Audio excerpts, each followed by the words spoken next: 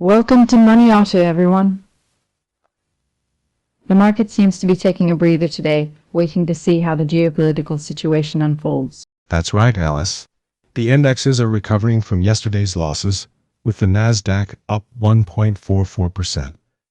There's still a lot of uncertainty about whether Israel will retaliate against Iran for the recent missile attacks. And what impact that might have on Iranian oil production.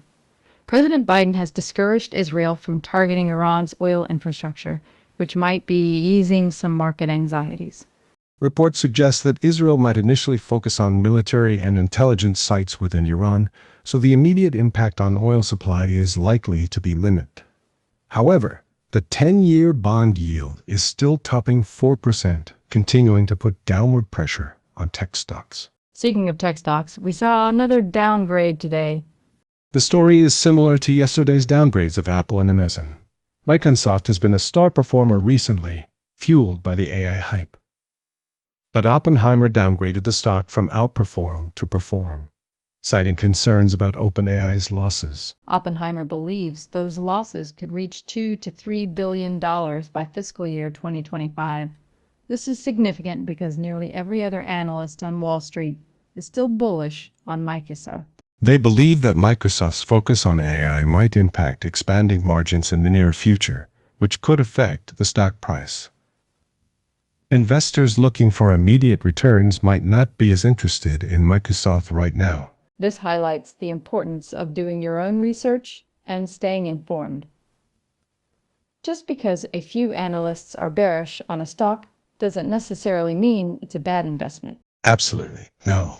Shifting gears to the semiconductor industry, our Korean giant Samsung Electronics just released their third quarter earnings guidance, and it's looking pretty rough. Their operating profit is projected to be around 9-10 trillion Korean won, a 274% surge from last year, but still way below analyst expectations. They attribute the disappointing performance to weakening demand for memory chips, increased supply from Chinese competitors, and delays in shipping their new HBM3E chips used in AI. Samsung has fallen behind its competitors, SK Hynix and Micron, in qualifying HBM3E chips to NVIDIA. They seem to be losing ground in legacy memory chips to Chinese producers too.